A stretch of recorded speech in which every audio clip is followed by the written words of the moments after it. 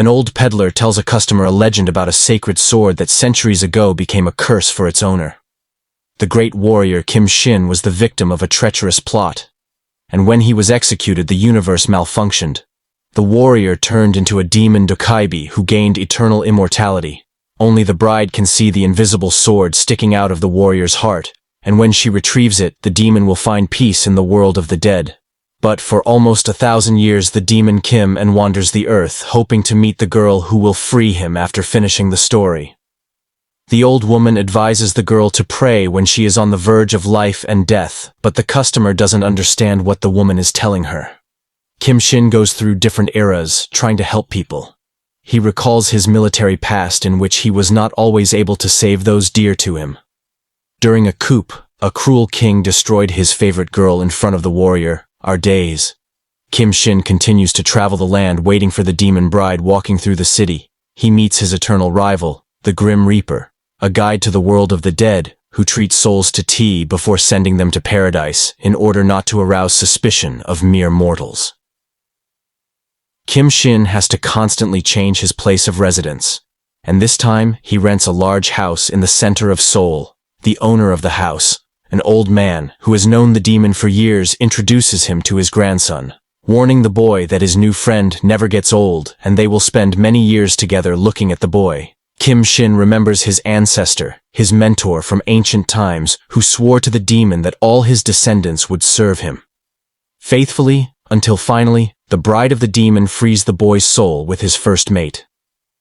Kim Shin left his native land. Their journey was dangerous and long, but the demon managed to protect himself and the boy with a sacred sword. One day, sitting on the roof and thinking about his hard fate, Kim Shin becomes an accidental witness to an accident. According to the rules, the demon should not interfere in the fate of people.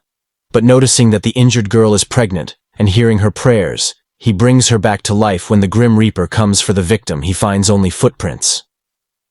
The guy notices that, despite the snowflowers are blooming near the accident site, and he guesses that a demon has intervened, he promises himself that he will find the victims and restore balance by escorting them to paradise. A few months later, a girl is born who was fated to die in the accident. A birthmark appears on her shoulder, indicating that she is the demon bride. 8 years later, on her birthday, Ji-yoon learns that her mother has died.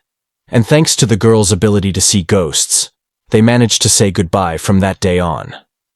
The young demon bride has to be strong, but she doesn't know yet that she will now be haunted by the Grim Reaper, who is going to take the girl to heaven. The angel of death finds Aeon, but she is rescued by an old peddler, and the Reaper promises to return later. The old woman advises the girl to move in with her evil relatives. Only this way she can hide from the Grim Reaper. After listening to the merchant Ji-yoon, manages to survive another 10 years hiding from the angel. She sees ghosts all the time, and everyone thinks she's crazy, so she tries to avoid talking to spirits. One day on the street, Yoon meets Kim Shin and recognizes her as his fated bride. All evening, the demon thinks about the unexpected meeting, but his thoughts are interrupted by an old assistant who gives Kim Shin the documents for moving to another country, so that people do not begin to suspect something wrong.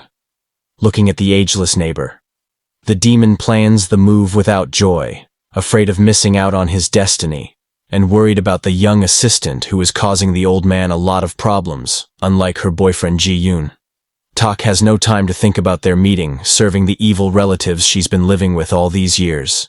She doesn't have time to rest on her 18th birthday. Ji-yoon skips school and heads to the sea for some rest for the first time.